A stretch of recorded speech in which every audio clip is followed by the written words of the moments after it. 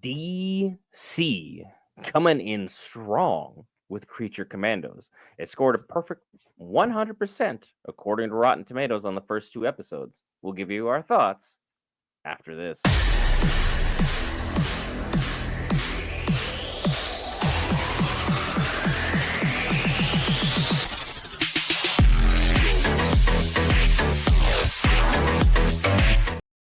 All right, guys, Brent here back with you. Variants cover all things Marvel, DC, Lord of the Rings, anime, gaming, Star Wars, and more. This time, DC's Creature Commandos, James Gunn's first canon and official entry into the DC universe. And as always, joining me is the man, the myth, the Marvel. Do you really believe this is 100% on Rotten Tomatoes? Currently, right now, yes, it's 100% because they came out the gate swinging and they connected some dots immediately. So, let's just get right into it. Suicide Squad, the last Suicide Squad, and we have Peacemaker are canon. All right, they are canon to the events of whatever's happening within, Creature Commandos and things going forward with the DC universe. Now, James Gunn did say that certain things, like when the Justice League showed us, so that may be filtered out, so like that, but majority of certain things are canon, like Rick Flag being gone, and we have the father, General Rick Flag Sr., who is running the show for Task Force M. So, basically we get into this episode. Task Force X has been shut down. No more humans can be used. That's kind of a reference to Suicide Squad. We saw that Weasel did survive the events of Suicide Squad. So Weasel makes his debut in Task Force M here, along with the Bride, Dr. Phosphorus, GI Robot, Nina Mazursky. And this is because they said no more humans can be used, but these are creatures. They are not humans. They are not any way, shape, or form classified as human. So this is how Amanda Waller is able to get around using humans. So Task Force X debunked, Task Force M on the rise. This is what's going down, and they have a threat to stop, which is Cersei, who is trying to have the Sons of Themyscira come and take over the country of Pakistan and usurp their entire government and take their oil and various other things, and that's where it gets wild. So this show is definitely one of the craziest things I've seen. Task Force M for monsters, because again, Waller is just gonna do Waller things. No matter what entry she's been in, whether it was like the old school Justice League or her run-ins with Batman back in the day, or just even the latest Suicide Squad entries, or even the much maligned Suicide Squad anime that came out, which wasn't really all that good. Amanda Waller has been that person. She has been holding it down, and the crew she's assembled, I gotta say, I like most of the characters that have been assembled on screen. Weasel is just a wild card for all wild cards' sake. He had an accident in the car with everybody. No one trained the Weasel. No one set the Weasel up to be natural or normal. But we still have Dr. Phosphorus, who is just sarcastic as all get out, voiced by the famous Alan Tudyk. So, of course, hey, give this man his flowers. He continues to shine in only so many regards. We have GI Robot, who's only into killing one type of person and only one type of person. Hint, they were German. They took place in the 1940s. You can't say their name on YouTube. That should give you all the spoilers that you need to know pertaining to GI Robot and what he's about. But we got a lot more info pertaining in this, at least in episode 2, pertaining to Rick Flag Sr. and pertaining to the Bride, who happens to be your favorite breakout character. You want to kind of give us some information pertaining to these characters as episode 2 unfolded. Episode 1 was largely just let's form the team, let's set the scene involving Cersei, and then we kind of broke down into the chaos that ensued of episode 2. All right, yeah, episode 2. So pretty much we got certain characters. So Nina Mazursky and the Bride decide to leave because the Bride recognized that she's back in her home country where she was created, and we kind of get more of her backstory.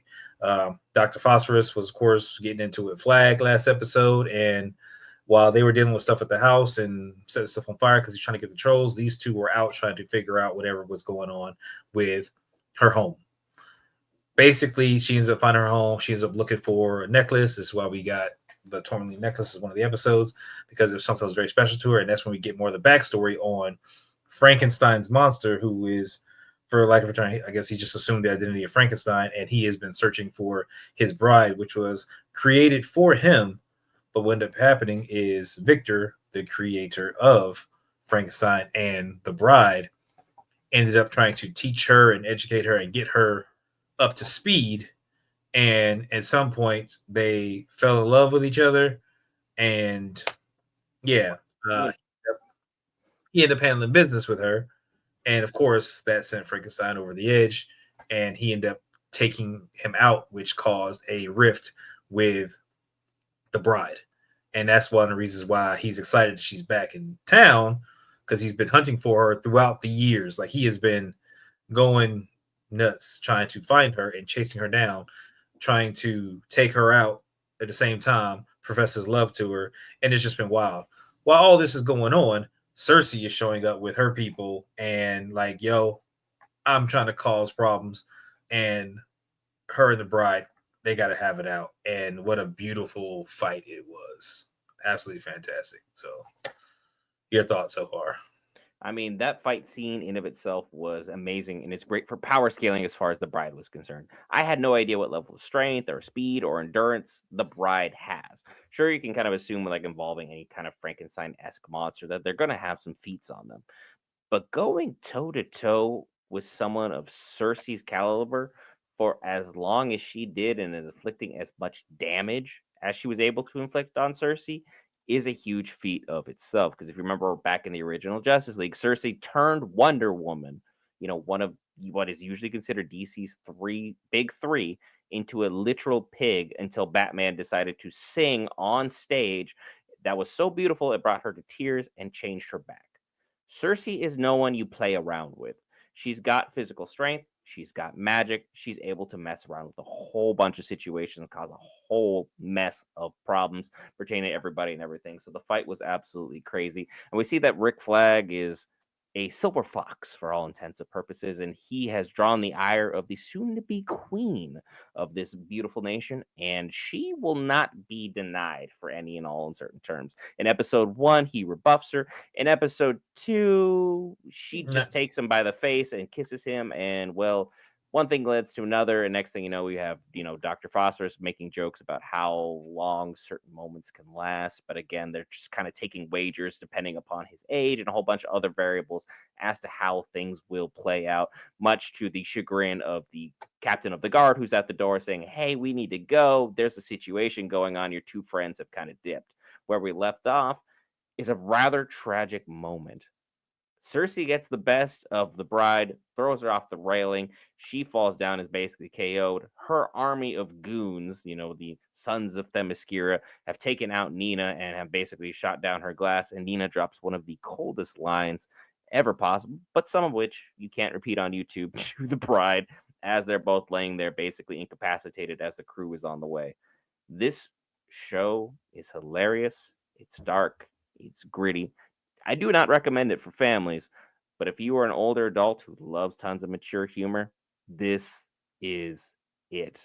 We were excited, we were giddy for it, and considering the time that we're recording this and we're still as hyped as we are, that should probably give you a good inclination of how good this show truly is. Is there anything you think I missed out? Is there anything else you wanted to cover? Anything uh, about this show in general? Because James Gunn, I want to give you your flowers early. First 2 episodes look very promising for this series. first 2 episodes are very promising. We again, like, gave us timeline stuff. We know Rick Flag, Junior, had him young. So one of the reasons why he's still around, and he lost his son. So we get that whole backstory. We understand more about. We're gonna get more about GI Robot. I think in the next episode is what was teased at the end. So we'll see more about him. He's been waiting 74 years to finish doing what he likes to do. So that's the entire thing in itself. And I'm curious to see what Frankenstein, what he gets into and how recurring he's going to be as far as showing up or being part of the team, or if he's not on the team and it's just them and he's just a thorn in her side. I don't know. I'm curious because their dynamic is hilarious. Every time they get together, like, they're going to scrap. and he's looking for her. So he's been after her for 170 years. Love hath no fury, like a monster scorned. And apparently, their relationship is tumultuous, to say the least. What isn't tumultuous is hitting that lovely red subscribe button. You listen to us talk for about 10 minutes. Clearly, there's something here in the content you like, as well as the fact we have over 1,000 videos for you to choose from, covering everything from Marvel to DC, Lord of the Rings, anime, gaming, Star Wars, and more. Any final thoughts, Will? No, I just need more. I hope this runs for a good number of episodes. I'm not sure what they're scheduled for. But hey, we're going to watch every episode and kind of get into it. Just wait and see. Love the series. Love the fact if you watch along the series with us. I've been Brent, along with the man, the myth, the Marvel. We'll see you in the next one.